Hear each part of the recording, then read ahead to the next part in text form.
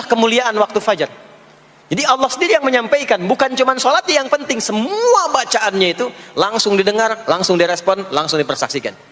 Karena itu ada anjuran bahkan dari Al-Quran, dan ini dikerjakan oleh semua sahabat, saking pentingnya sholat subuh itu, waktu fajar itu, bahkan mereka bangun dan menunggu sebelum tiba fajar. Ada apa di waktu subuh?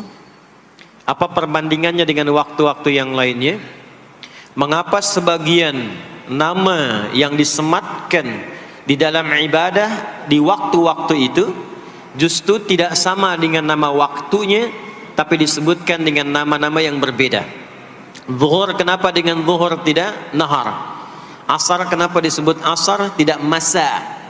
Subuh kenapa disebut subuh dan ada dua nama dengan fajar? Ya, kenapa namanya dua? Itu yang coba kita hadirkan di pertemuan kajian kali ini. Mudah-mudahan dari pencerahan yang kita dapatkan di kesempatan pagi ini, ada bakal terbaik yang kita bawa pulang setelah menunaikan ta'lim ini insyaallah. Tidak cukup dengan amin, kita mulai dulu ya. Bismillahirrahmanirrahim. Kita mulai Quran surah ke-17 Al-Isra di ayat ke-78. Bismillahirrahmanirrahim. Aqimis salata liduluki syamsi ila ghasaqil laili wa qur'anal fajr inna qur'anal fajri kana mashhuda. Aqimis salat, tunaikan oleh kalian salat dengan sempurna, dengan benar.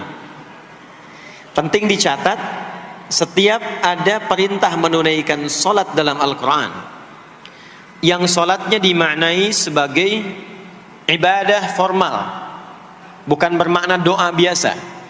Jadi ada salat yang bermakna umum, yaitu doa.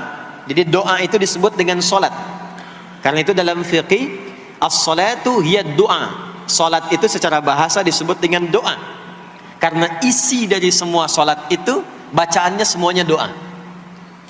Tapi kalau ada salat yang dimaksudkan ibadah yang kita tunaikan, dimulai dengan takbir, berniat kita, ditutup dengan salam, maka salat yang dimaksudkan ini, itu seringkali di Quran kalimatnya dibuka dengan derivasi kata aqama yuqimu. Kalimat salat pertama di Quran Al-Baqarah ayat 3. Alladzina yu'minuna bil ghaibi wa yuqimunas shalah. Al-Baqarah ayat ke-43. Wa aqimus shalah wa atuz zakah. Selalu menggunakan aqama, yuqimu, yuqimuna, aqimi dan seterusnya. Termasuk di Quran surah ke-17 Al-Isra ayat 78. Aqimis salata, menggunakan kata aqim. Apa itu aqim? Aqama, yuqimu, yuqimuna, aqim, itu artinya menunaikan dengan sempurna, sesuai dengan ketentuan yang diberlakukan, tegak sempurna. Jadi ketika Allah meminta kita menunaikan salat, salat yang diinginkan itu kata Allah bukan salat biasa saja, bukan sekedar bertakbir kemudian ditutup dengan salam. Ada ketentuannya, ada aturan-aturannya. Karena itu ketika Allah meminta kita menunaikan salat, setelah menggunakan kata aqim, aqimu, yuqimuna, kalimat salatnya menggunakan alif lam. Kalau Bapak Ibu cek silakan, rata-rata ada alif lamnya. Ya, tidak berdiri sendiri. Alladzina yu'minuna bil ghaibi wa yuqimunas shalah, ada alif lamnya. Wa aqimus shalah wa atuz zakah. Wasta'inu bis sabri was shalah, ada alif lamnya. Nah, alif lam itu diantara fungsinya dalam bahasa Arab, ada yang berfungsi sebagai ta'rif. Ta'rif itu seperti artikel the dalam bahasa Inggris. Ya, car itu banyak di luar, mobil. There are so many cars outside. Itu banyak sekali kendaraan di luar. Tapi kalau kita katakan the car, ya, yang ini bukan yang lain.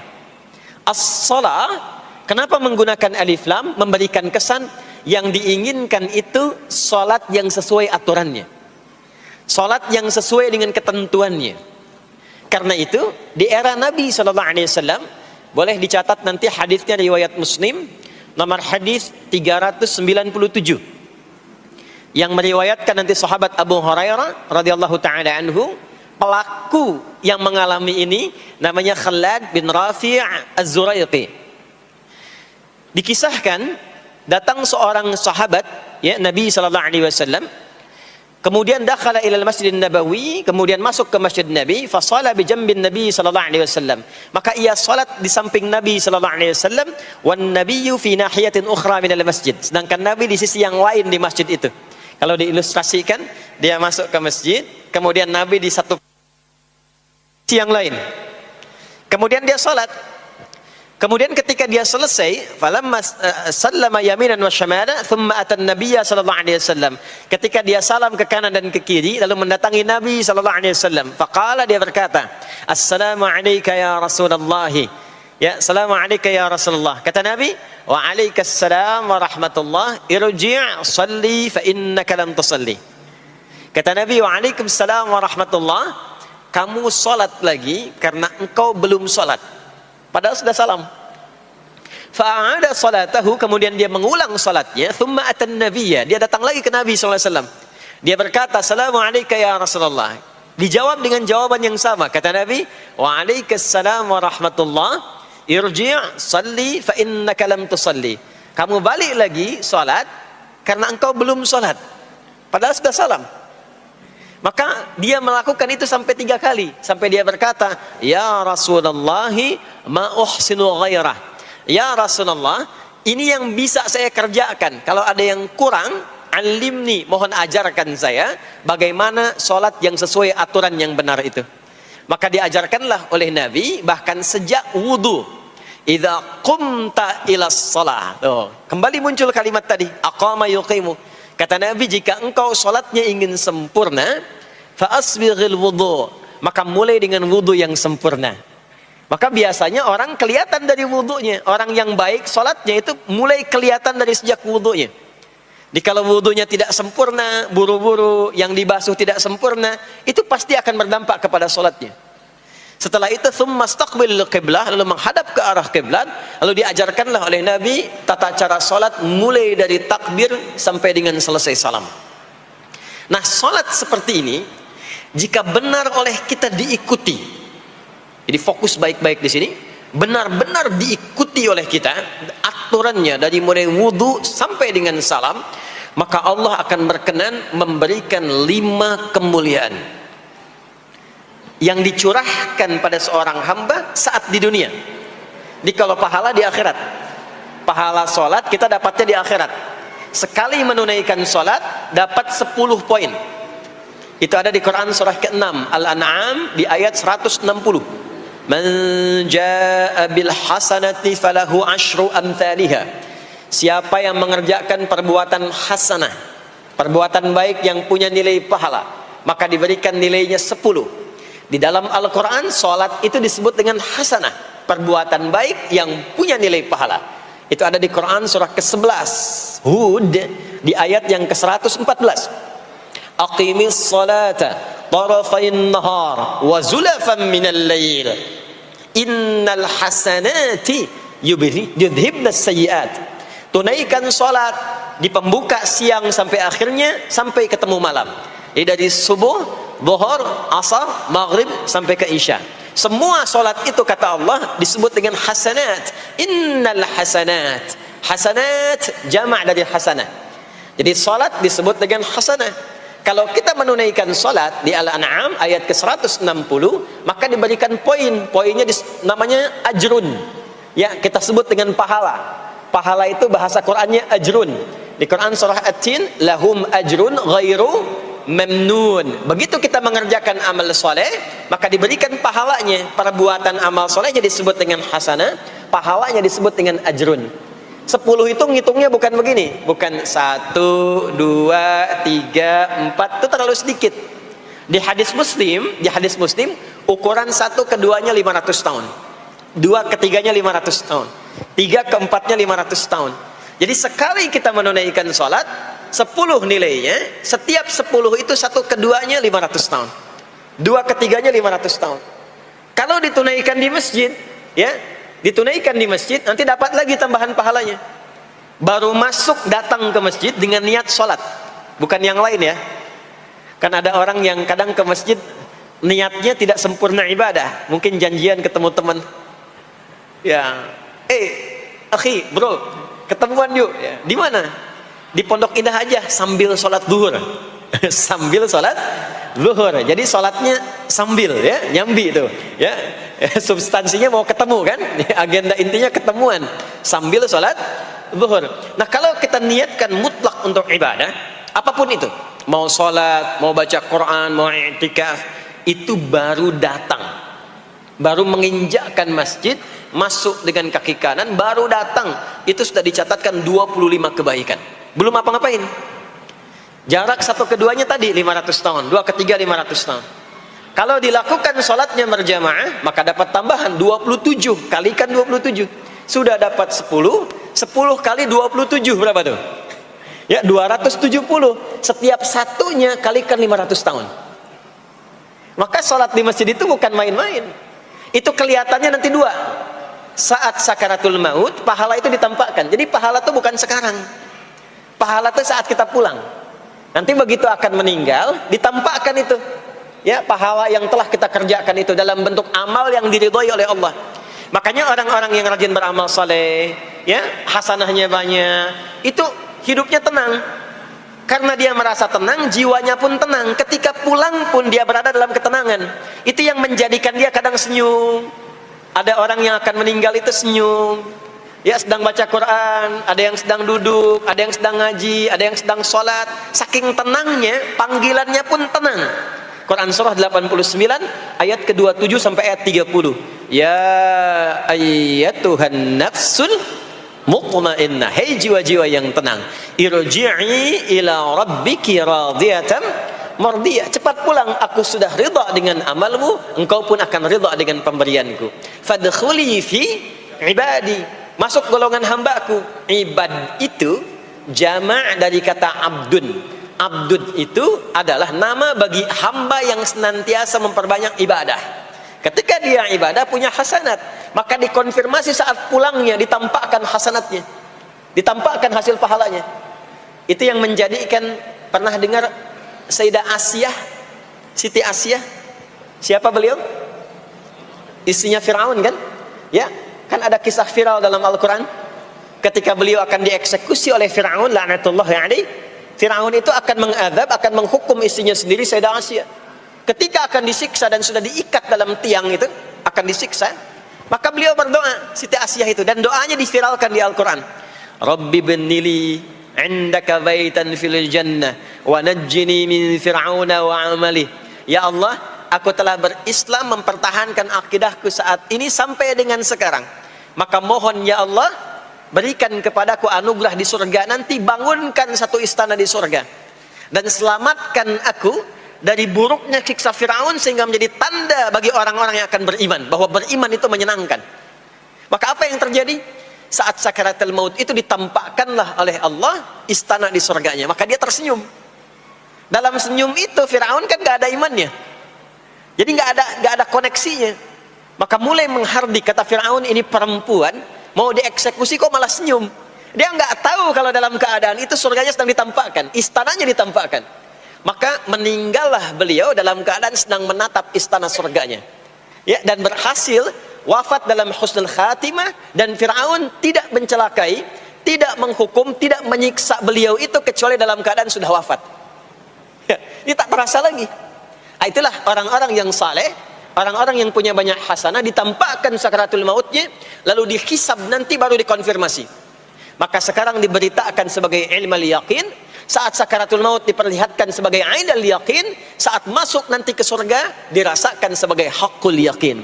Maka ada ilmal yaqin, ainal yaqin, haqqul yaqin. Itulah yang menjadikan kita sering berdoa supaya semua kegiatan dunianya menjadi hasanah, dan di akhirat dikonfirmasi lagi hasanahnya. Ada di Al-Baqarah surah kedua di ayat ke-201. Wa minhum may yaqulu rabbana atina fid dunya hasanah wa fil akhirati hasanah wa qina adzabannar. Nah, perbuatan hasanah yang pertama itu salat.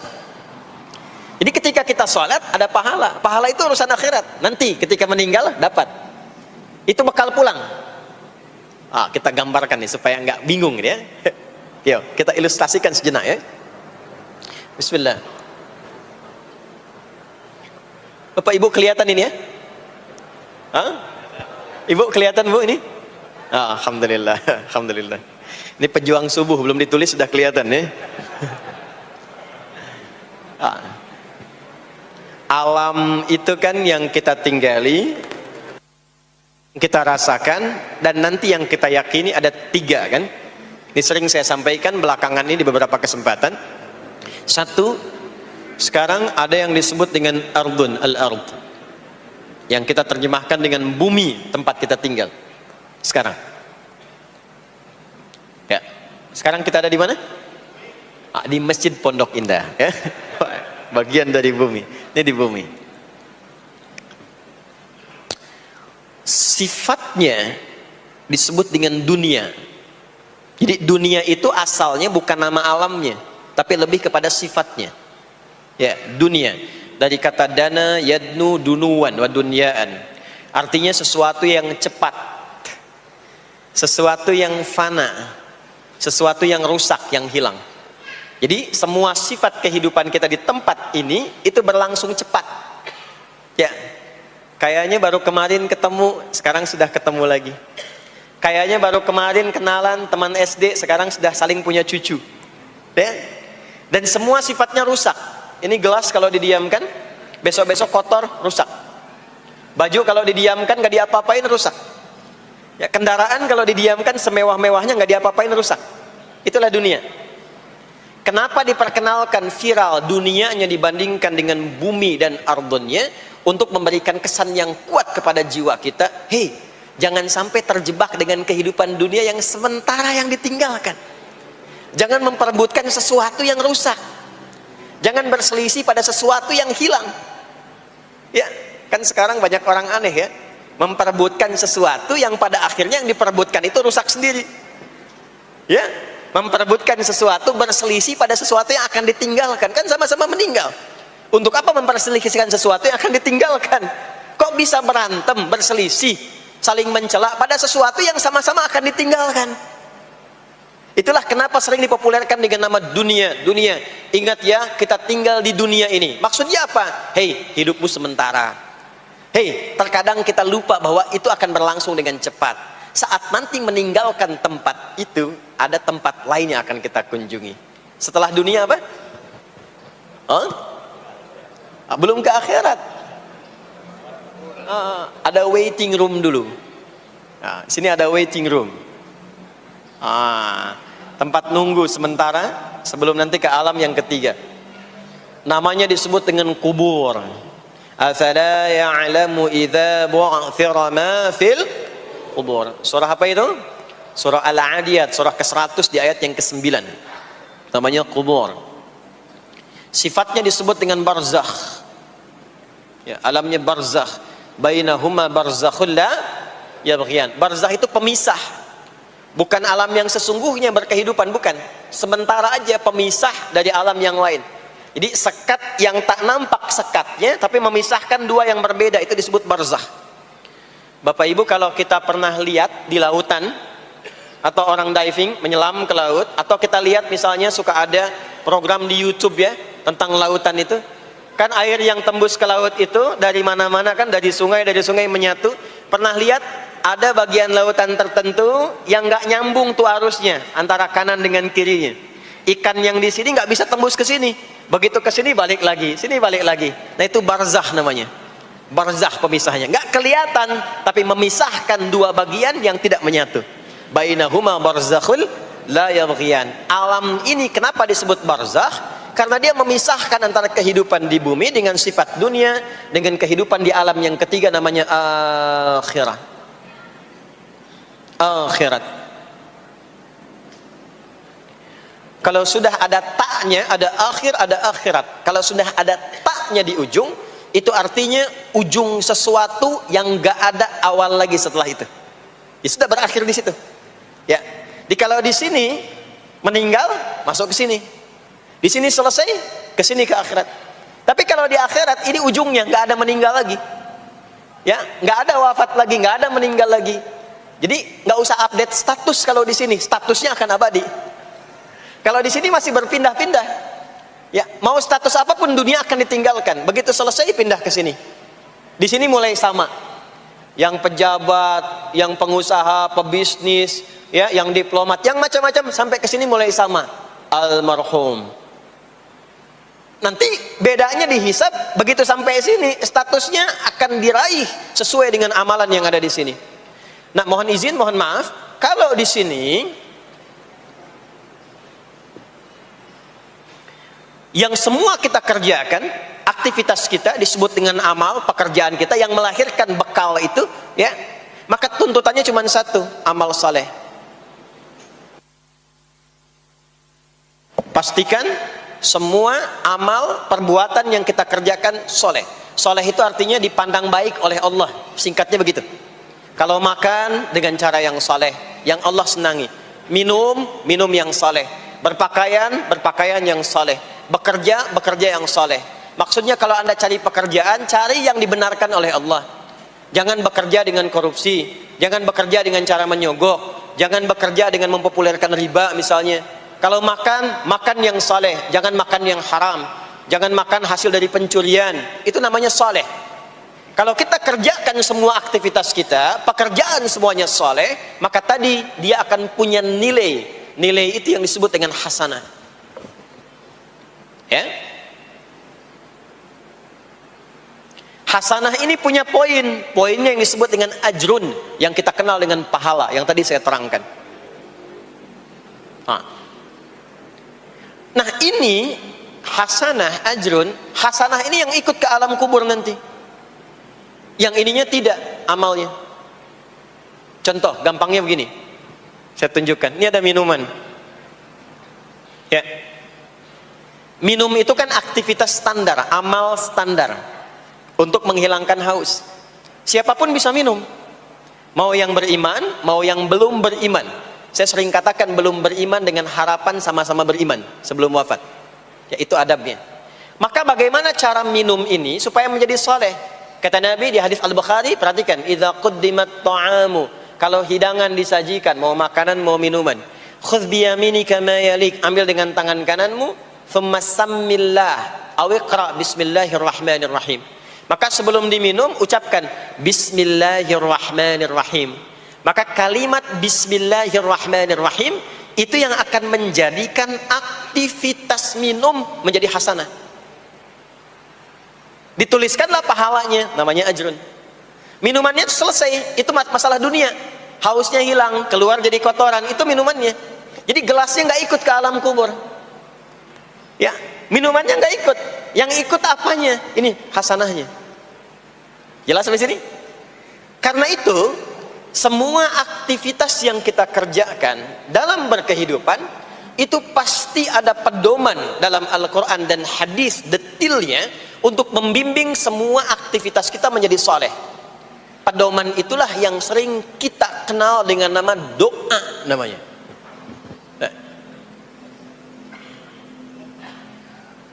Silahkan Bapak Ibu cek, tidak ada satu pun di dalam Islam aktivitas yang dikerjakan kecuali bersanding dengan doa di dalamnya.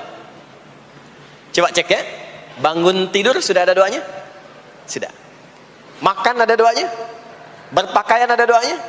Dan kalau kita mau jujur, itu semua aktivitas doanya nggak sama. Bangun tidur dengan mau tidur sama nggak doanya? Bahkan urusan ke masjid nih, masuk masjid ada doanya nggak? Kakinya diatur kan? Kanan. Keluar masjid ada doanya. Doa masuk dengan keluar sama nggak? Tidak. Ada yang mau ke toilet ya, masuk toilet, kakinya diatur nggak? Kaki apa masuknya? Kiri. Keluar? Ada doanya nggak? Nah, perkara ke toilet pun bisa jadi amal soleh. Karena semua yang dikerjakan dalam Islam itu bernilai. Allah itu ingin mendidik kita jangan sampai melakukan sesuatu yang tidak ada manfaatnya. Dan kalau sudah ada manfaat, jangan tanggung. Jangan hanya jadikan kegiatan itu terbatas pada satu alam saja. Dunia dapat tapi alam kubur gak dapat. Dunia dapat tapi akhirat gak punya bekal. Gimana nanti pulang ke akhiratnya? Ya, saya mau tanya sebentar. Maaf ya, kita yakin gak bahwa kita akan meninggal? Saya ulang, yakin gak akan meninggal? Baik. Sekarang pertanyaannya, kalau sekiranya meninggal, Pindah alam atau tidak? Pindah kan? Makanya diumumkan di Masjid Raya Pondok Indah, inna lillahi wa inna ilaihi rajiun. Telah meninggal dunia, telah meninggalkan dunia. Artinya keluar dari sini. Sekarang kita pakai hukum dunia sebentar. Biasanya begini, kalau orang pindah tempat, walaupun ada di satu alam, itu pasti butuh bekal. Dan kadang bekalnya nggak sama. Contoh, nanti Ramadan, setelah itu masuk Idul Fitri. Biasanya ada mudik ya. Mungkin nggak mudik kalau nggak ada bekal. Saya sering perhatikan setiap tahun, orang itu mau mudik kalau ada bekalnya. Masya Allah, cuman motornya bebek, ya. Tapi kan bekalnya ada yang singa, ada yang sapi, ya. Itu ditambah lagi pelepah pisang, kasih dus lagi, kasih tulisan, sayang tunggu aku pulang, gitu kan? Kan dikumpulkan kan? Dan saya pernah tanya, kenapa mas gak pulang? Gak ada bekal pak, katanya. Jadi orang mau pindah tempat saja, itu perlu ada bekal. Anda kesini kalau nggak ada bekal nggak mungkin sampai. Sekarang kalau pindah dari Indonesia ke Singapura, sama nggak mata uangnya? Beda. Di Malaysia sama nggak? Semakin jauh ke Saudi, ke Amerika, hukumnya mengatakan setiap pindah tempat pasti bekalnya beda. Jangan pernah kita mengharapkan atau membuat hukum sendiri ketika pindah tempat. Jadi sesama dunia saja tempatnya, bekalnya sudah beda. Sekarang Anda menginginkan pindah alam dari dunia ke kuburan, bekalnya pengen sama, mustahil.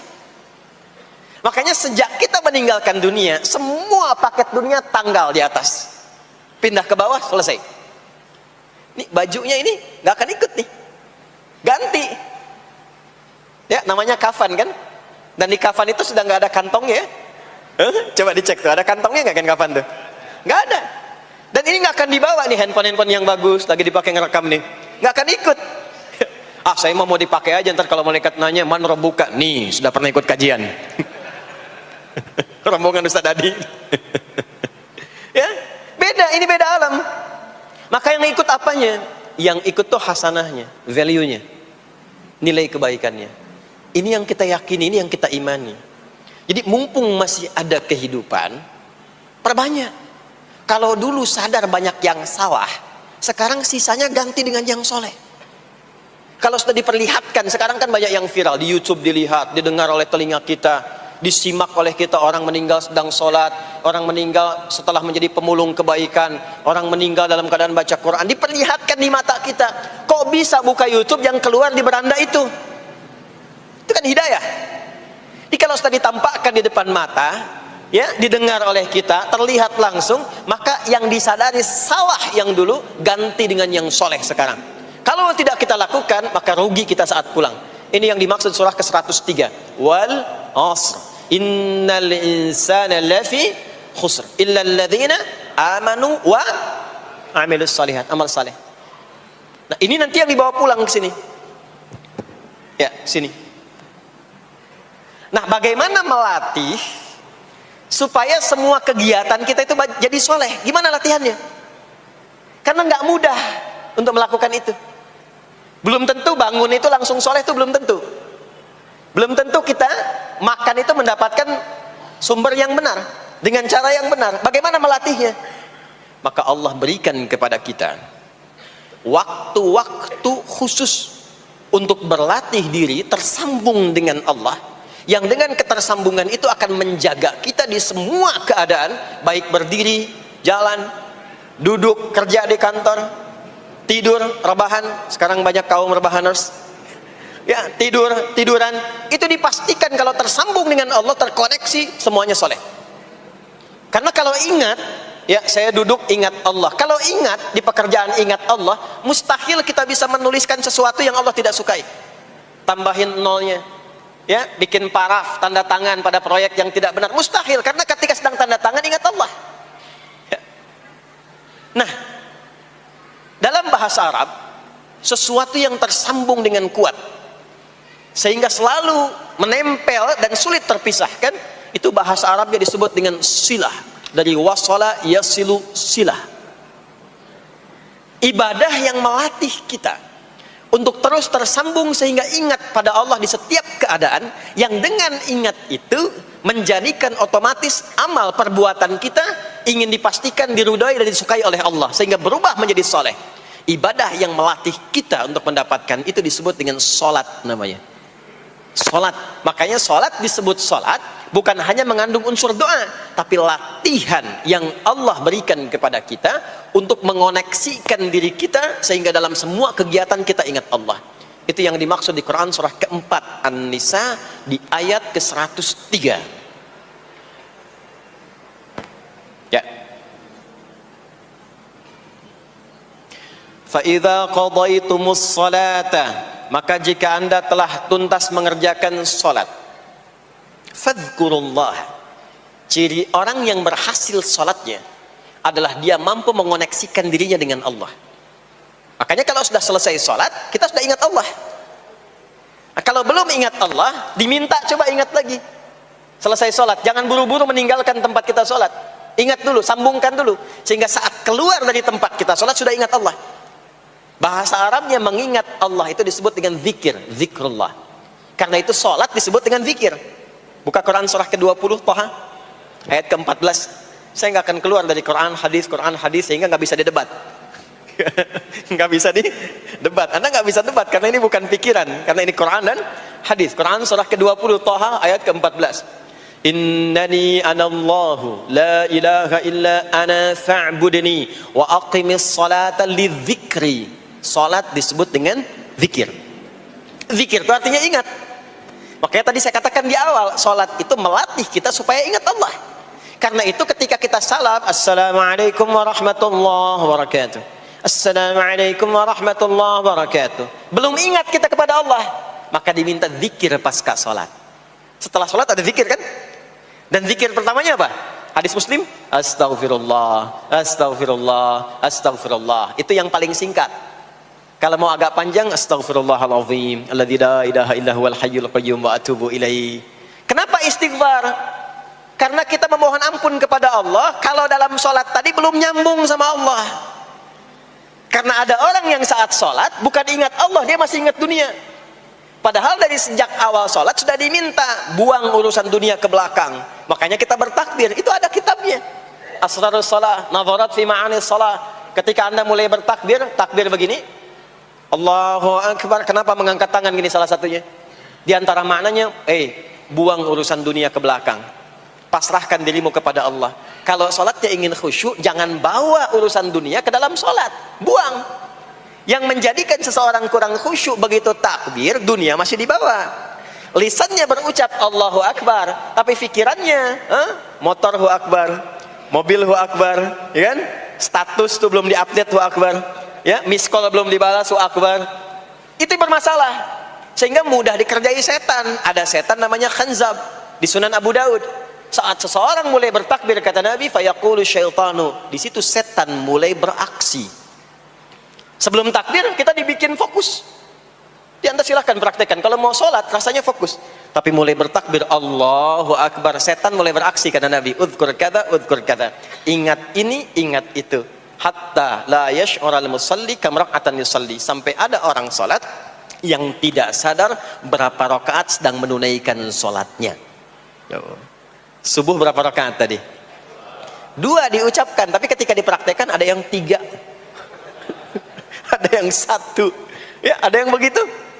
Ada, tapi di hati saya gitu ya. Nah ini, makanya setelah kita sholat, salam, assalamualaikum, assalamualaikum, itu kita mencoba menyempurnakan dengan apa? Istighfar dulu. Kalau tadi ada yang belum tersambung. Setelah itu apa? Kita sambungkan Allahumma antas salam, subhanallah, alhamdulillah, Allahu Akbar. Makanya dilatih 33 kali. Sekali belum nyambung, 2 kali. 2 kali belum nyambung, 3 kali. 3 kali belum ingat, 4 kali. Masa iya sih sampai 33 kali belum ingat juga? Bapak nama siapa? Joni. Siapa Pak? Joni. Siapa Pak? Joni. Siapa Pak? Apa enggak dengar saya Joni? Itu baru 3 kali. Ini kita 33 kali menyebutkan subhanallah. Masa enggak nyambung juga? Alhamdulillah 33 kali. Masa enggak syukur juga? Dilatih. Kalau sudah terkoneksi, inilah dia. Fadhkurullaha qiyama. Bangun dari sholat, bangkit. Selesai sholat, mau kerja, mau kemanapun, ingat Allah. Jadi nggak ada istilahnya keluar masjid tertukar sendal, tuh nggak ada. Ada di sini yang tertukar sendal? Banyak. Insya Allah tidak ya. Kalau ingat Allah tuh nggak mungkin tertukar. Jadi begitu Anda akan menggunakan yang punya orang lain, sadar tuh, astagfirullah, Allah mengawasi, bukan punya saya walaupun mirip. Ya, walaupun mirip. Ya, pakai yang punya kita, itu akan diarahkan. Tapi kalau nggak ingat ada yang mengawasi, nggak ingat ada yang lihat, nggak ingat akan dihisab.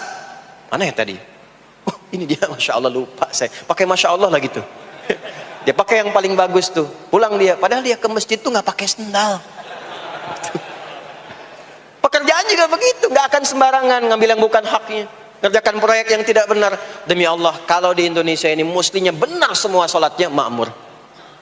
Wah, para polisi itu tenang tugasnya gitu, ya. Tentara juga nyaman, di pekerjaan tuh nggak usah ada CCTV, ya, nggak usah ada e-tilang, nggak usah ada kamera di jalan, ya kan? Ini karena kenapa? Latihannya nggak maksimal. Ini pentingnya sholat tuh itu. Jadi semua menjadi amal soleh, semua jadi amal soleh. Begitu ingat Allah, maka berdiri ingat Allah, jalan ingat Allah, duduk ingat Allah, berbaring pun ingat Allah. Kalau sudah ingat Allah, pasti disebut nama Allah. Ini yang dimaksud hadis Nabi. Qala Rasulullah sallallahu alaihi wasallam, kullu amrin dhi balin la yubda'u fihi bi bismillahirrahmanirrahim fahuwa abtar. Setiap perbuatan yang baik yang dibenarkan oleh hati setiap hamba, lalu diikutkan bismillahirrahmanirrahim. Enggak mungkin orang nyebut bismillahirrahmanirrahim kalau enggak ingat Allah. Minum, bismillahirrahmanirrahim. Makan, bismillahirrahmanirrahim. Bekerja, bismillahirrahmanirrahim. Itu ketika dikerjakan langsung jadi hasanah. 10 poin. Ada pahalanya. Dan jangan dianggap ringan ya. Ini kalimat ringan tapi menentukan saat pulang, saat meninggal nanti. Nah, kalau enggak disebutkan bismillahirrahmanirrahim atau tidak bacakan doa yang menyertainya, maka jadi dunia saja, solehnya hilang, tinggal amalnya. Dibalasnya di dunia, akhiratnya nggak ada. Itu yang dimaksud Quran surah ke-25 Al-Furqan ayat 23. Wa qadimna ila ma 'amilu min 'amalin faj'alnahu haba'an manthura. Kalau ada orang berbuat baik di dunia tapi tidak disertakan niat akhirat, kami balas dunianya. Anda kerja belasan tahun, puluhan tahun untuk dunia aja, dapat gaji, dapat benefit, dapat penghargaan. Ada yang juara, ada yang dapat bintang, champion, ya, ada yang promosi jabatan, tapi niatnya untuk dunia. Allah adil, kata Allah, kerja keras dia untuk dunia, saya balas dengan balasan dunia.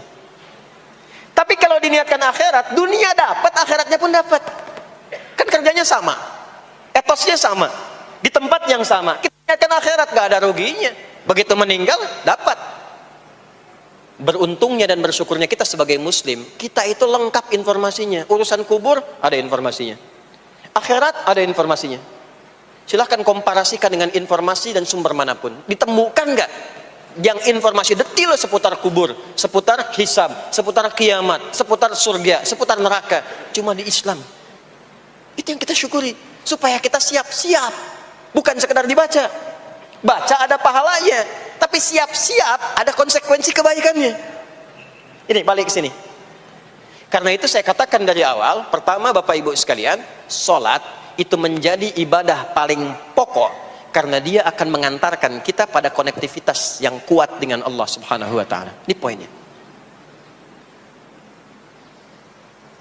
Kalau sudah nyambung dengan Allah, bukan cuma jadi amal soleh. Orang-orang yang tersambung dengan Allah di semua aktivitas kehidupannya, maka akan mendapat jaminan langsung dari Allah Subhanahu wa taala yang memudahkan semua urusan hidupnya. Mudah sukses, mudah bahagia, mudah tenang. Semua kemudahan yang kita raih dalam konteks kebahagiaan, ketenangan, kesuksesan itu kalau digabungkan semua maknanya, berubah katanya menjadi falah. Apa namanya? Falah. Falah itu bahagia, sukses, nyaman.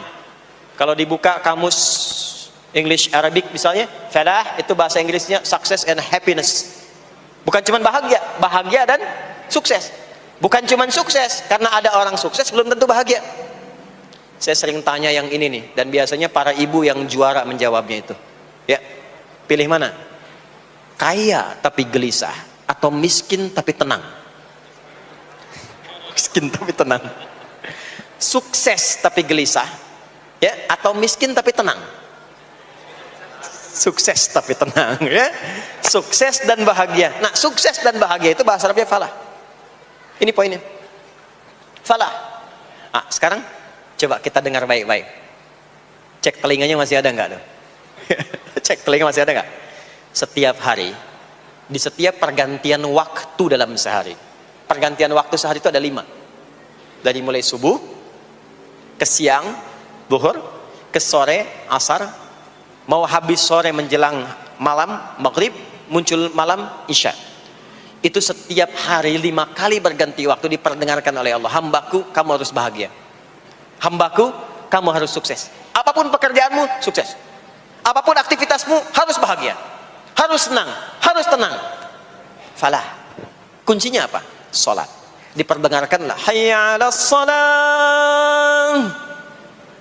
Diperdengarkan di telinga kita. Telinga bahasa Arabnya udhun. Jamaknya adzan. Maka kalimat yang diperdengarkan 5 kali sehari itu disebut dengan adzan. Dan satu-satunya lafaz yang diperdengarkan 24 jam di muka bumi ini tak pernah berhenti. Makanya setiap tempat terjadi perbedaan waktu sholat. Ya, di sini tadi subuhnya jam berapa? 4.13, 12, 49, 4.10. Terjadi perbedaan pendapat tentang waktu subuh. Ya, ini menandakan bahwa bukan dari tempat yang sama. Saya di Bekasi tadi 49, 4:09, sini 4:13. Jadi setiap detik, setiap menit, ini adzan, sana adzan, ini adzan, sana adzan, terus bersautan. Dan kalau kita dengarkan sedunia itu dari beda waktu, 24 jam diperdengarkan. Hayya 'alas shalah, ayo salat. Kenapa pasti salat ya Allah?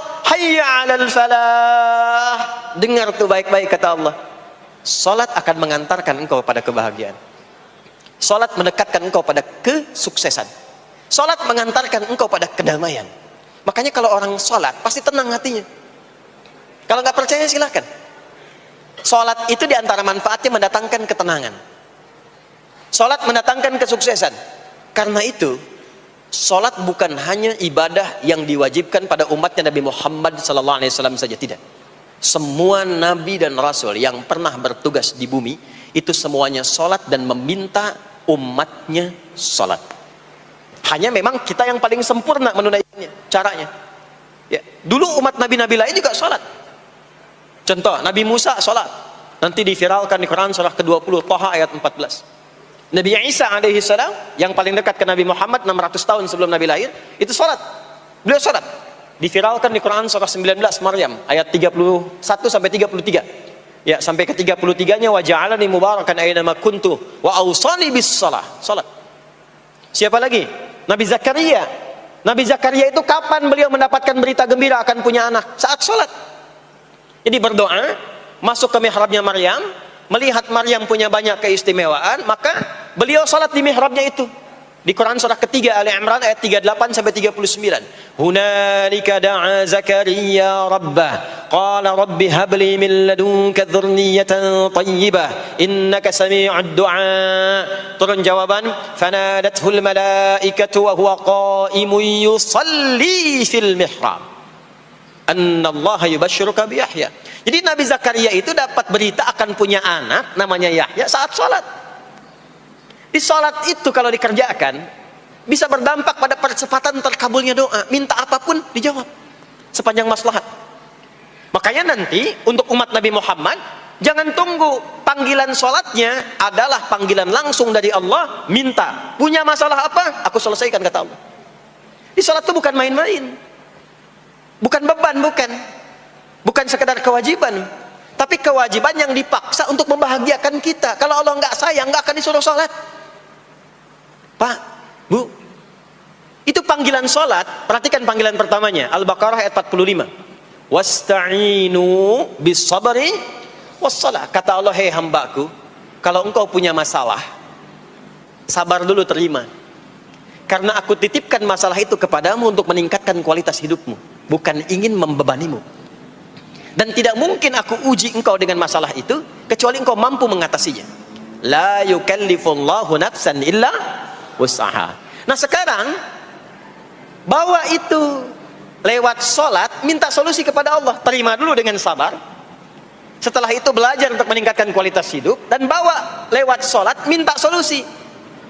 Ternyata saat kita menunaikan sholat itu diperintahkan oleh Allah, minta punya masalah apa. Makanya kita katakan, begitu Allah perintahkan wasta'inu bis sabri wassalah. Hei, kalau punya masalah terima dengan sabar, minta tolong, minta solusi kepada Allah lewat salat. Maka ketika kita minta, kita robah kalimatnya dari wasta'inu, kata perintah, menjadi bentuk permohonan, fi'il mudhari. Iyyaka na'budu wa iyyaka nas. Itu ketika Anda mengucapkan iyyaka na'budu wa iyyaka nasta'in, fikihnya begini, ucapkan di lisan, hadirkan dalam hati dan pikiran kita masalah apa yang sedang kita rasakan. Minta kepada Allah solusinya. Minta. Jadi bukan sekedar diucapkan. Karena hadis qudsinya berbunyi begini, hadis qudsinya. An Abi Hurairah radhiyallahu taala anhu qala, qala Rasulullah sallallahu alaihi wasallam, qala Allah azza wa jalla, Allah berfirman. Saya langsung saja ke bagian kalimat iyyaka na'budunya.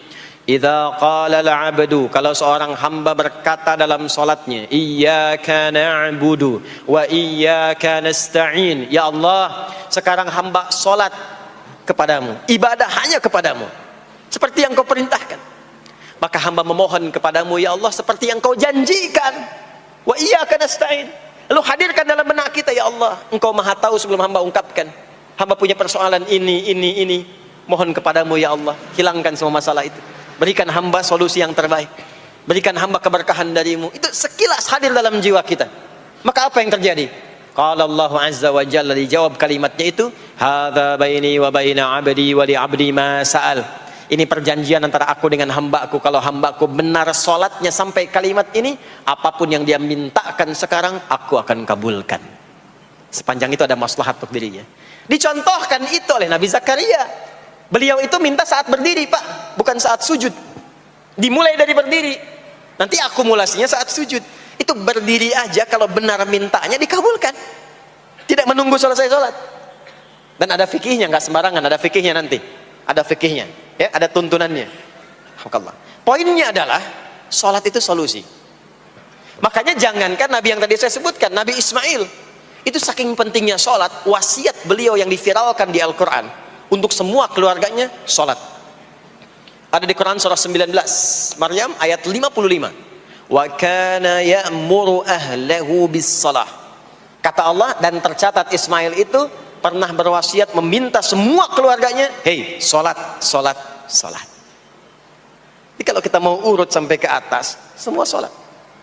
Muhammad sallallahu alaihi wasallam bin Abdullah bin Abdul Muttalib bin Hashim bin Abdul Manaf bin Qusay bin Murrah bin Kilab bin Ka'ab bin Ghalib bin Fihr bin Malik bin Nadar bin Kinana bin Khuzaimah bin Mudrikah bin Ilyas bin Nizar bin Mudar bin Ma'ad bin Adnan bin Addi bin Adri bin Muqawwam bin Nahur bin Tarikh bin Ya'rub bin Yasjub bin Nabit bin Ismail alaihi salam bin Ibrahim alaihi salam bin Azar atau bin Nahur bin Abir bin Kinan bin Arfakhshad bin Sam bin Nuh alaihi salam bin Mikhlail Batusyalah bin Kinan bin Anwas bin Thith bin Adam alaihi salam. Semua salat. Coba ulangi itu. Semua salat. Para nabi salat, para rasul salat.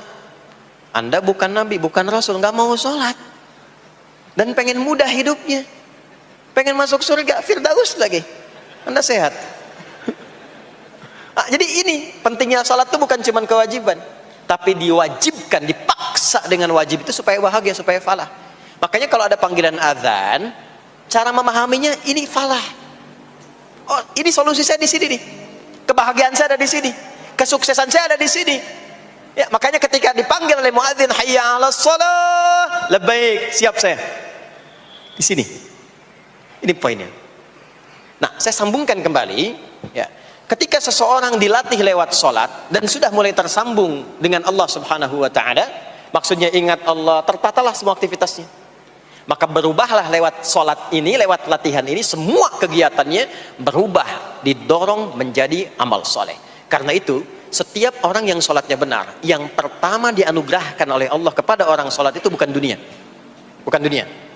tapi perubahan perilakunya menjadi lebih baik. Jadi bukan kaya dulu, ya. Abdurrahman bin Auf tuh hijrah masuk Islam, dilatih sholat, malah hartanya hilang semua dirampas. Tapi setelah itu jadi apa? Jadi orang paling kaya, ya. Abu Bakar As-Siddiq, Utsman bin Affan, Umar bin Khattab, pertama kali masuk Islam kan latihannya sholat. Apakah langsung kaya? Jadi pemimpin? Jadi diplomat? Amr bin As bisa ekspedisi? Dari Afrika Utara sampai ke Syam, tidak. Yang diberikan apa? Perubahan perilaku dulu. Dihilangkan sifat-sifat buruknya, dijaga dengan kemuliaan. Jadi dua sumber yang menjadikan manusia itu buruk dalam nafsunya, itu ada dua. Di nafsu itu nanti punya dorongan untuk mengarahkan kepada yang buruk, namanya fujur. Lawannya nanti takwa. Lawannya takwa. Di Quran surah Asy-Syams surah 91 ayat 7 sampai 10, wa nafsi wa ma sawaha fa alhamaha fujuraha wa taqwaha. Nah, fujur itu nanti yang membisikkan, mengarahkan kepada hal-hal yang negatif. Itu yang ditunggangi oleh setan. Setan memberikan was-was itu ke nafsu, ke fujurnya.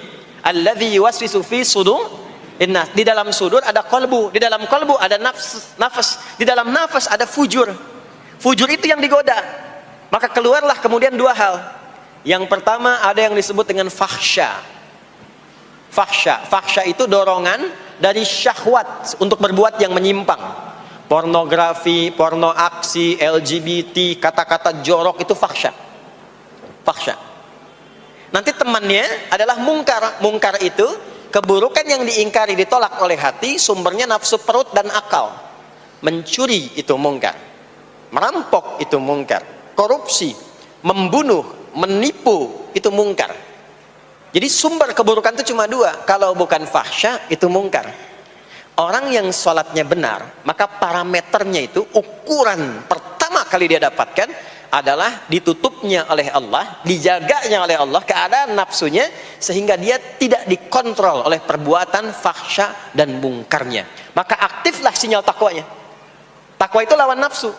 Makanya nanti kaitan takwa dengan nafsu sama-sama disebutkan. Nafsu 115 kali, takwa yang terkait fungsi nafsu 115 kali.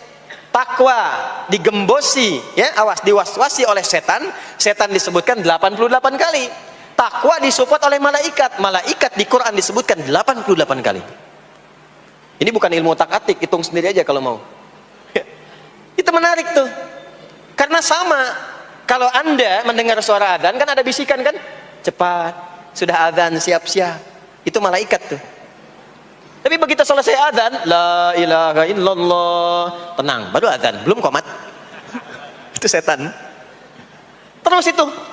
Terus dua-duanya tuh, ya, memberikan bisikan, yang satu mensupport dan seterusnya. Yang paling menarik adalah kalau sholat kita benar, maka sinyal takwa aktif. Makanya amalan takwa pertama itu sholat. Setelah beriman, amalan takwa pertama sholat. Al-Baqarah ayat 2 dan 3. Dzalikal kitabu la raiba fi hudal lil muttaqin. Siapa muttaqin, orang takwa di situ? Ayat 3-nya, alladzina yu'minuna bil ghaibi wa yuqimunas sholat. Jadi kalau sholatnya aktif, takwanya aktif, sinyalnya aktif, sinyal itu yang akan menutup fahsya dan mungkar. Maka turunlah Quran surah ke-29 ayat ke-45. Utlu ma uhiya ilaika minal kitabi wa aqimis shalah. Kita hafal tengahnya, innas salata tanha 'anil fahsya'i wal munkar. Maka kalau orang sholat tidak akan berbuat fahsya, tidak ada lagi yang melambai laki-laki. Allah, ini ada laki-laki yang laki-laki, perempuan-perempuan. Nggak ada lagi tontonan-tontonan pornografi. Yang jorok-jorok, yang kotor-kotor. Nggak ada lagi kata-kata kotor di lisan itu. Karena lisannya dilatih untuk mengucapkan yang baik-baik. Allah, sami Allahu liman hamidah, subhanallah, alhamdulillah, Allahu akbar. Makanya pasca sholat itu berubah. Maaf ya, Allah tidak memberikan kepada Nabi Muhammad SAW tongkatnya Nabi Musa, mukjizatnya Nabi Isa, apalagi Nabi Ibrahim dan selainnya. Tapi Allah turunkan Al-Quran kepada Nabi Muhammad SAW, lalu dipraktekkan Quran itu pertama lewat sholat. Anda tahu apa yang terjadi? Nabi Muhammad itu diutus oleh Allah dalam lingkup masyarakat yang sangat terbelakang dan hatam kriminal. Jadi kriminalnya bukan dikerjakan, hatam.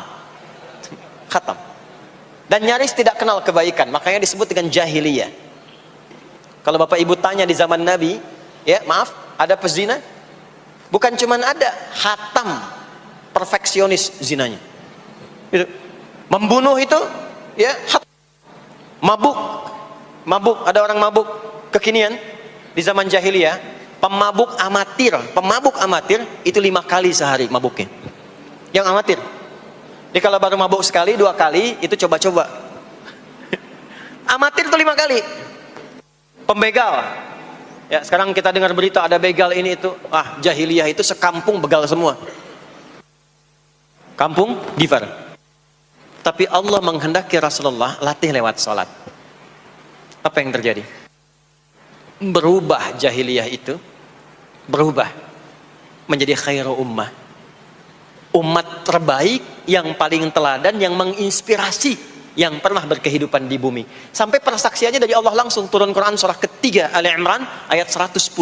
Kuntum khaira ummatin ukhrijat linnas. Jadi kalau ada orang dermawan, itu yang paling dermawan. Kalau ada orang sabar, itu yang paling sabar. Kalau ada pasar yang paling ideal, itu yang paling bagus. Berubah itu. Ya. Kenal Abu Dzar Al-Ghifari? Ayo kenal. Enggak. Abu Dzar Al-Ghifari itu nama aslinya Jundub bin Junadah. Di antara pemimpin begal di zamannya. Dari kota Ghifar. Ghifar itu kampung begal asalnya. Ya, alhamdulillah. Masuk Islam. Datang ke Mekah. Bertemu dengan Rasulullah. Begitu masuk Islam, kata Jundub bin Junadah, ya Rasulullah, ausini au kama qala, berikan saya nasihat. Kata Nabi, pulang sekarang. Kata beliau, enggak, saya mau umumkan keislaman saya depan Ka'bah. Kata Nabi, jangan lakukan. Sekarang orang masih belum tahu tentang Islam, nanti marah kamu dipukuli. Kata beliau, ya Rasulullah, saya ini membegal terang-terangan, masa bersyahadat sembunyi-sembunyi? Maka keluar ke depan Ka'bah, dia katakan, ya ma'asyara Quraisyin, hai semua orang Quraisy. Datang orang. Usyhidu bi annahu la ilaha illallah wa anna Muhammadar Rasulullah. Aku bersaksi, syahadat la ilaha illallah Muhammadar Rasulullah. Kalian mau apa? Dipukulin sampai pingsan. Sampai ketika akan diteruskan, ada riwayat mengatakan datang Sayyidina Ali bin Abi Thalib, ada yang mengatakan Sayyidina Hamzah ya bin Abdul Muttalib radhiyallahu ta'ala anhuma jami'an. Datang menyampaikan, jangan teruskan. Kalau ini meninggal, ini wafat, kita akan celaka karena kafilah kita akan lewat desa Ghifar. Kalau lewat Ghifar gak akan berhasil niaga kita, katanya. Ya, karena akan dihabisi semua ini orang Ghifar. Maka dibiarkan pergi, pulang. Tahu apa yang terjadi? Begitu Nabi hijrah ke Madinah, dikagetkan dengan suara kaki yang berdecak kencang. Bang, bung, bang, bung, bang, bung. Ternyata ada berita gembira. Sekampung begal Ghifar itu masuk Islam semuanya. Berubah jadi baik. Untuk menginspirasi generasi kemudian, maka dipopulerkanlah oleh beliau kunyahnya dengan nama daerahnya. Sayalah Abu Dzar Al-Ghifari. Al-Ghifari itu maksudnya apa? Dulu saya ini berasal dari Ghifar, kampung saya kampung begal. Cuma karena saya masuk Islam, diajarin sholat, diajarin baik, sekampung baik semua. Ya. Makanya orang-orang Arab setelah itu, bahkan non-Arab, kalau datang memperkenalkan daerahnya. Imam Al-Bukhari, itu nama aslinya bukan Al-Bukhari. Nama aslinya Muhammad, punya bapak namanya Ismail, punya kakek namanya Ibrahim, kakek buyutnya Al-Bughirah, yang buyutnya Al-Bardizbah, tinggal di kecamatan Ju'fah, Kabupaten Bukhara, Provinsi Khorasan, sekarang negaranya Uzbekistan. Karena berasal dari Bukhara, datanglah beliau kemudian ke Arab, sekarang ke Jazirah, ke Mekah, ke Madinah, memperkenalkan, saya bukan orang Arab, saya dari Bukhara. Rumusnya tambah alif lam di depannya, ujungnya tutup dengan i. Al-Bukhari, saya dari Bukhara. Diperkenalkan, maksudnya apa? Islam sudah masuk ke tempat saya, orang-orangnya sudah baik, orang-orangnya sudah khusyuk. Itu memperkenalkan. Orang tua kita Syekh Yasin dari Padang, maka diperkenalkan Syekh Yasin Al-Padangi.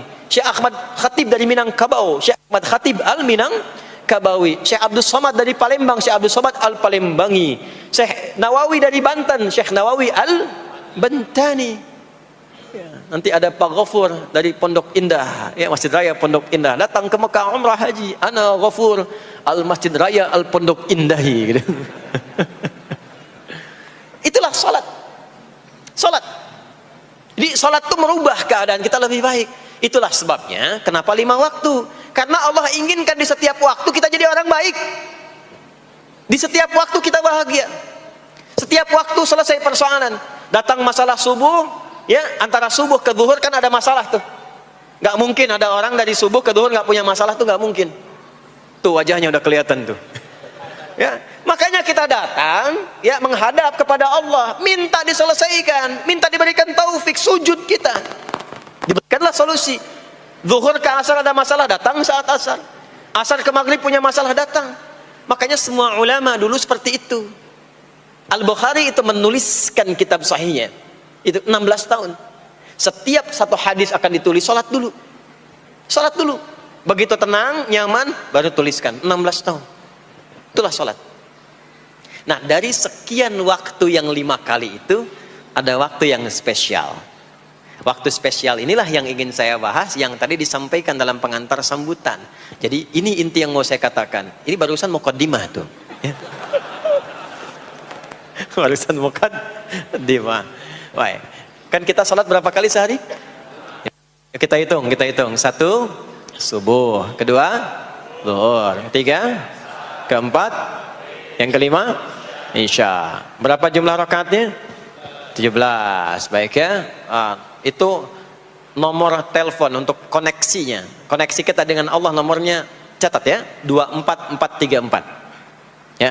Kalau ditanya berapa nomor koneksi dengan Allah? 24434. Subuh 2, zuhur 4, asar 4, maghrib 3, isya 4. 5 waktu kan? Baik. Di 5 waktu ini kita dijaga, diinginkan menjadi hamba yang baik. Bahagia, nggak lekat dengan masalah, tuntas semua. Saking sayangnya Allah sama kita. Kalau nggak sayang nggak disuruh sholat. Itulah sebabnya ketika diperintahkan menunaikan waktu sholat, diberikanlah gambaran waktunya. Tapi yang jadi persoalan kita sekarang yang akan dibahas, di antara sekian waktu itu ada waktu-waktu yang spesial. Ada waktu-waktu yang spesial. Dari mulai subuh ke isya itu ada yang dispesialkan oleh Allah karena ada bonus berlipat di dalamnya. Waktu apakah itu? Mari kita bacakan dulu mulai dengan Quran surah kedua ayat 238. Paling kanan sebelah atas di mushaf standar. A'udzubillahi minasyaitonirrajim. Bismillahirrahmanirrahim. Mohon izin saya agak lambatkan sedikit ritmenya karena ini inti yang mau kita bahas. Tadi muqaddimah makanya saya percepat ya. Hafizu 'alas salawati was salatil wusta wa qumu lillahi qanitin. Hafizu. Kalau Bapak Ibu lihat mushaf terjemah, diterjemahkannya dengan jagalah. Jagalah itu ihfazu, hafidha yahfaz. Tapi kalau ada alif setelah ha, hafizu, itu berarti fi'il madhinya, past tense-nya, akar kata kerjanya hafadha, yuhafidhu. Alifnya mufa'alah, bermakna saling.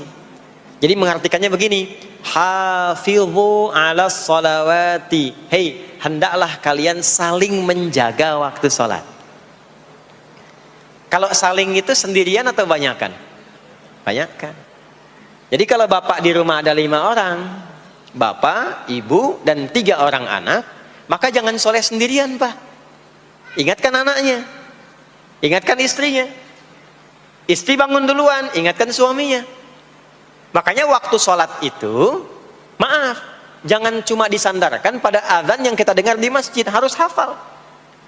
Bahkan nanti gini, di Quran surah keempat ayat 103 itu, di ujung ayatnya, itu ada penanda ciri standar orang beriman. Maaf, kita tanya dulu nih, kita beriman tidak hari ini? Halo, beriman? Hati-hati ya, karena kata Nabi ada yang subuh beriman, sorenya sudah kufur tuh. Ya, yusbihu mu'mina wa yumsi kafira. Hati-hati ya. Yuk, apa ciri orang beriman tuh?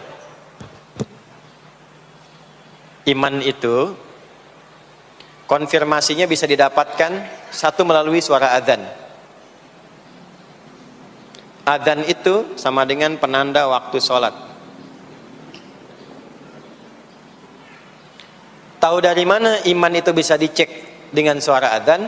Quran surah ke-8 Al-Anfal di ayat yang kedua. Innamal mu'minuna alladzina idza dzukirallahu wajilat qulubuhum. Sungguh insan beriman itu ciri standarnya bisa dilihat. Kalau disebutkan nama Allah, ada konfirmasi iman dalam hatinya. Jadi iman itu letaknya di kolbu. Nanti konfirmasinya lewat suara adzan, dipanggil, disebutkan nama Allah. Makanya disebutkan nama Allah 5 kali dalam sehari untuk mengecek iman ada nggak dari subuh sampai isya.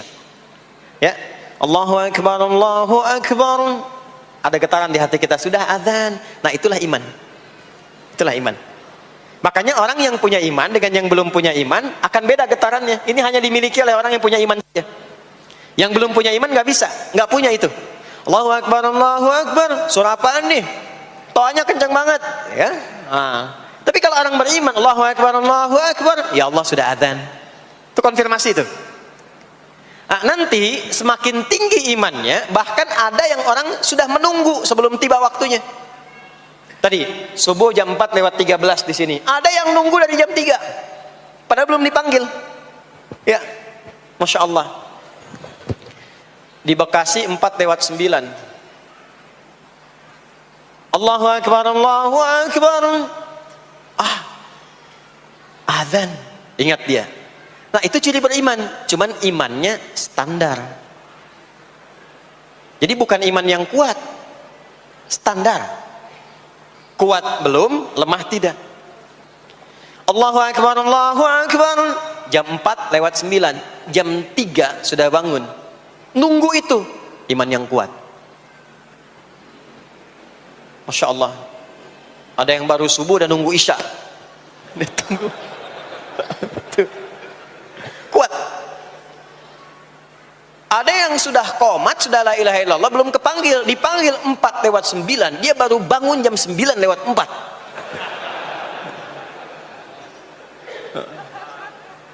Tuh. Nah, ini iman lemah di bawah.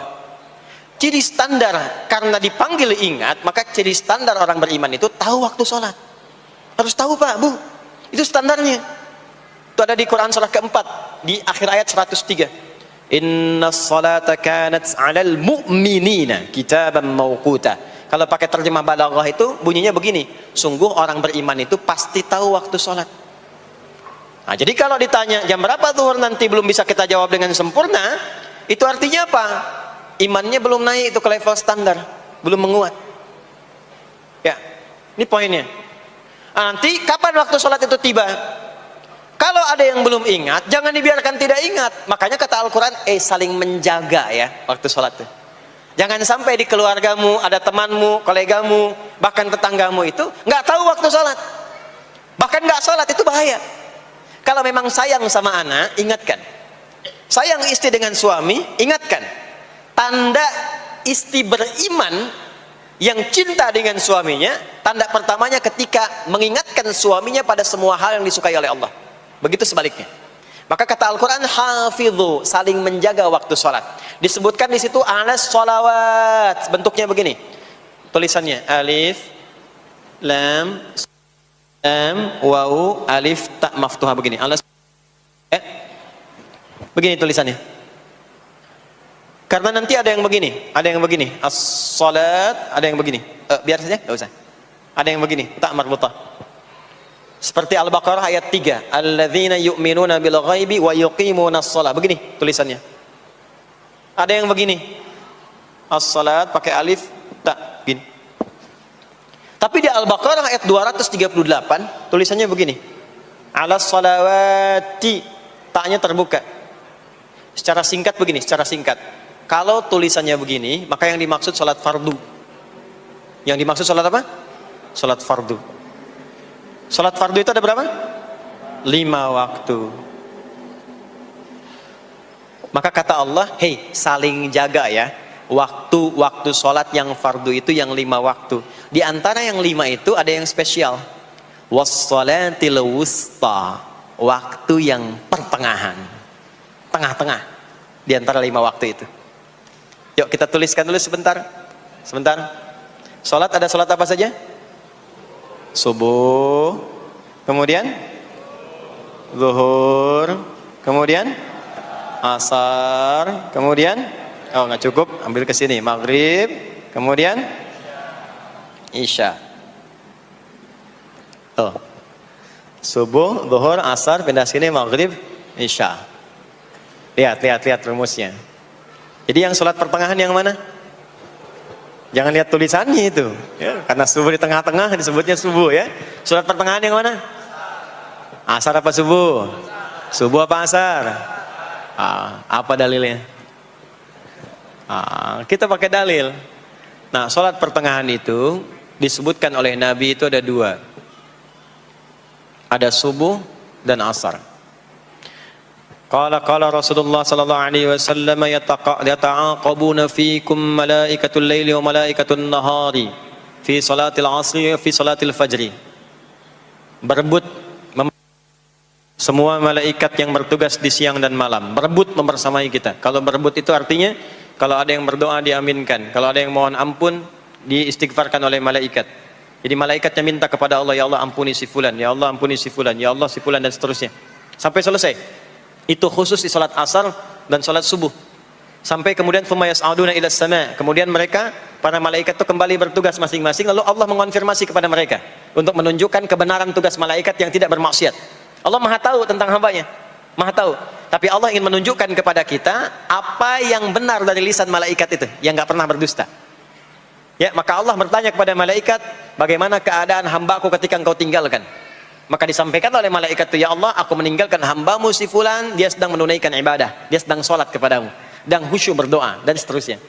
Maka apa jawabannya? Saksikanlah, ketika malaikat menyampaikan sedang ibadah, maka turun bonus dari Allah untuk mengampuni dosa si hamba itu.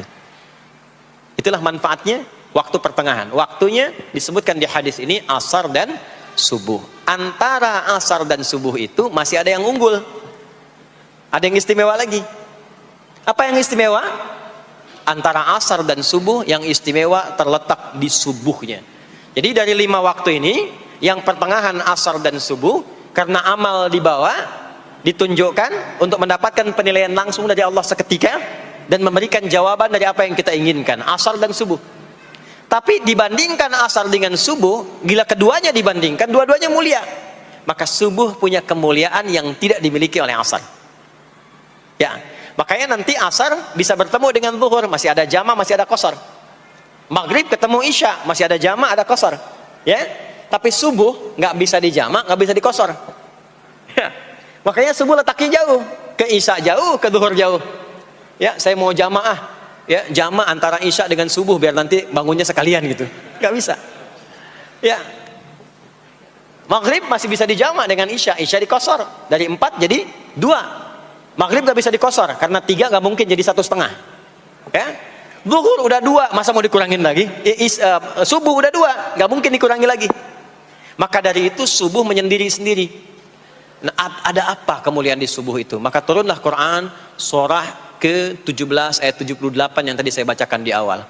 Aqimis salata liduluki syamsi ila ghasaqil lail. Sampai sini zuhur sampai isya. Dulu kisyamsi tergelincir matahari itu zuhur. Sampai ghasaqil lail tiba malam itu isya. Lalu ditutup ujungnya wa qur'anal fajr. Khusus untuk subuh itu ditambahkan selain salat ada bahasa Quran di Quran sendiri. Khusus untuk subuh redaksinya ditambahkan dengan Quran. Apa itu Quran? Halo, apa itu Quran? Kalau tidak tahu cepat katakan wallahu a'lam. Apa itu Quran? Wallahu a'lam. Ada Quran, ada Al-Quran. Ada Quran, ada Al-Quran. Kalau yang disebut Al-Quran itu mutlak firman Allah. Dari mulai Al-Fatihah sampai An-Nas. Ini yang terdapat di dalam mushaf ini, di 2 jilid ini. Ya, itu Al-Quran. Kalau disebutkan Quran tanpa alif lam, maka yang dimaksudkan bacaan secara umum. Apakah itu Al-Quran, doa, istighfar, semua bacaan itu Quran. Kemuliaan sholat subuh itu dimulai sejak waktu fajar, matahari mulai keluar sinarnya untuk membelah gelapnya malam, itu sinarnya disebut dengan fajar. Nanti subuhnya saya terangkan di akhir. Sinarnya dibelah, membelah kegelapan malam, fajar shadiq. Maka pada saat itu bukan hanya sholatnya yang punya keistimewaan seperti sholat asar tadi, tapi semua bacaannya langsung dijawab seketika oleh Allah Subhanahu wa ta'ala, dipersaksikan oleh seluruh malaikat dan dijawab langsung oleh Allah Subhanahu wa ta'ala. Jadi kalau Anda berdoa maaf. Doanya lebih cepat terkabul kalau dipanjatkan dengan cara yang benar dan khusyuk. Kalau Anda istighfar, langsung dijawab. Kalau kita baca Quran, pahala langsung dituliskan berlipat. Itulah kemuliaan waktu fajar. Jadi Allah sendiri yang menyampaikan, bukan cuma sholat yang penting, semua bacaannya itu langsung didengar, langsung direspon, langsung dipersaksikan. Karena itu ada anjuran bahkan dari Al-Quran, dan ini dikerjakan oleh semua sahabat, saking pentingnya sholat subuh itu, waktu fajar itu, bahkan mereka bangun dan menunggu sebelum tiba fajar. Maka disitulah muncul kemudian tahajud. Maka muncullah kemudian istighfar sebelum waktu subuh. Ya, ada amalan, ini saya mau kasih rahasia ya. Tapi tolong jaga, ini antara kita saja di sini. Ya. Rahasia. Ada waktu sebelum subuh. Cuman 15 sampai 20 menit kurang lebih. Ingat ya, kalau dikonversi sekitar 15 sampai 20 menit waktunya. Namanya waktu sahar. Sahar, jamaknya ashar. Jamak itu karena setiap hari oleh Allah dikasih itu. Sahar, jamaknya ashar. Rahasianya di mana? Bapak Ibu, ini waktu yang paling cepat untuk terkabulnya doa. Anda mau minta apa saja, hadisnya qudsi. Ibadi, kata Allah, hambaku, siapapun yang bermohon sekarang aku kabulkan, yang minta aku berikan. Wa man istaghfara liya ghafartu lah. Siapa yang minta ampunan, istighfar, aku ampuni dia sekarang juga. Baik, Bapak Ibu, begini saya tanya nih, kalau ditawarkan minta apa saja diberi, ya, terus minta ampun juga diampuni, pilih mana? Minta apa saja diberi, mau minta apa saja, atau mau minta ampunan istighfar, pilih mana? Jujur aja, kalau ada proyek nilainya 100 miliar, ya, ada utang 1 miliar belum ditutup, terus suruh minta apa saja diberikan, pilih mana? Minta 100 miliar potensi dikabulkan, atau minta diampuni dosa, pilih mana? Pilih salah satu, nggak usah dua-duanya. Oh, ada tawaran dikasih 100 miliar atau diampuni dosa, pilih mana? Ampuni dosa. Pelan banget ya. Kata ibu kalau bisa dua-duanya gitu. Coba, kalau ada rumus begini, Anda disuruh memilih apakah dunia dan seisinya atau memilih ampunan Allah, maka pilih ampunan Allah. Karena nanti ada rahasia yang kedua. Banyak rahasia ini. Ada rahasia istighfar. Istighfar itu kalau sudah menyatu dengan jiwa kita, sudah terbiasa, maksudnya biasa istighfar, dan jadi karakter, jadi kebiasaan. Bukan hanya pasca sholat, di mobil istighfar, di kantor masuk istighfar, sudah kebawa, udah refleks itu. Faidah keutamaan untuk orang yang rajin istighfar itu ada dua. Satu, diampuni dosanya oleh Allah, yang cirinya nanti akan dijaga dari maksiat. Ya, bukan maksum, karena maksum itu untuk para nabi, untuk para nabi dan rasul. Manusia nggak ada yang maksum selain nabi dan rasul. Maksudnya apa? Diberikan petunjuk oleh Allah untuk menjaga diri, sehingga ketika dosanya diampuni, dia nggak berbuat dosa itu lagi. Mata biasa melihat yang tidak baik, tobat, diampuni dosa mata itu, cirinya adalah mata nggak senang lihat yang nggak baik lagi. Itu dosa mata diampuni, ciri tobat diterima. Maka istighfar itu menggugurkan dosa-dosa dan menjaga kita dari perbuatan salah. Yang kedua, orang yang sudah terbiasa beristighfar, itu doa cepat dikabulkan, bahkan sebelum ia memintanya dan memohonkannya. Di sebelum melafazkannya, itu bisa terjadi Allah sudah mengabulkannya. Itulah kemuliaan istighfar. Nah, orang-orang yang istighfar menunggu waktu datangnya fajar, itu mendapatkan kemuliaan langsung dari Allah, sampai dikatakan di Al-Quran, disebutkan sebagai orang-orang yang akan menghuni taman surga yang sekarang sedang beraktivitas di dunia. Itu ada di Quran surah ke-51 ayat 15 sampai 18, yang istighfarnya di ayat 18. Ya, jaminan surganya ayat 15, 16, 17-nya tentang tahajud. Innal muttaqina fi jannatin wa 'uyun akhidhina ma atahum rabbuhum innahum kanu qabla dhalika muhsinin. 17-nya, kanu qalilan minal laili ma yahja'un, bahkan nunggu waktu sahar, nunggu subuh, tahajud dulu. Kemudian 18-nya, wabil ashari hum yastaghfirun, istighfar. Sampailah tiba dia waktu fajar subuh. Ya. Itu selesai dia istighfar, dapat kesempatan subuh, sholat dulu 2 rakaat. Itu saking tingginya waktu itu, nilainya kata Nabi melebihi dunia dan seisinya. Melebihi dunia dan seisinya. Masya Allah. Makanya muncul kemudian sabda Nabi, raka'atul fajri khairum minad dunya wa ma fiha. 2 rakaat subuh ini daripada dunia dan seisinya. Itu asalnya di sini. Jadi memang subuh itu masih diperjuangkan. Dan subuh itu generatornya, kalau subuh sudah bisa konsisten, yang lainnya ikut.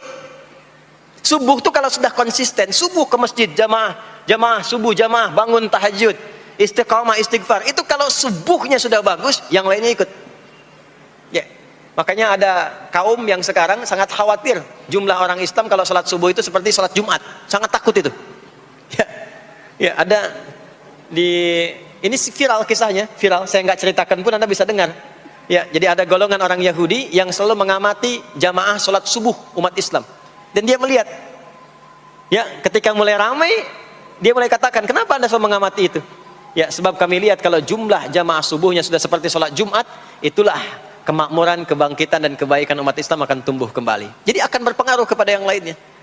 Itulah mudah-mudahan kegiatan perjuangan subuh, ya, ada pejuang subuh baik di Masjid Raya Pondok Indah, di masjid-masjid yang lainnya, memberikan keberkahan kepada kita, dan puncaknya adalah perubahan pada perilaku. Jadi kalau cuma berjuang datang subuh tapi tidak merubah perilaku, ada